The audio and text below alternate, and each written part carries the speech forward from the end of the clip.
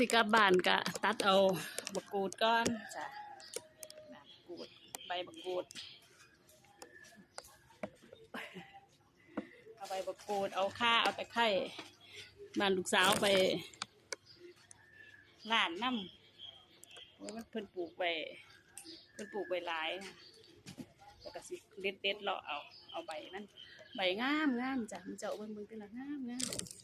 ไปบ่เด็ดเอาที่ละใบก็ต้องตัดแล้วก็มันจังสิโป่งขึ้นจ้ะต้นมันก็อยู่ใกล้นี่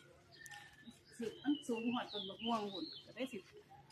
ตัดลงให้มันเป็นพุ่มๆเพิ่นสิได้เก็บง่ายเจ้ามากก็ย่างเลาะหัวเลาะสวนเพิ่น เอาต้นไม้ไปปลูกนะ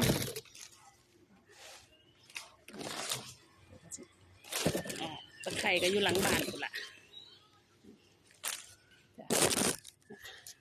เดี๋ยวเด็ดเอาก้อนจ้ะ เตรียมโต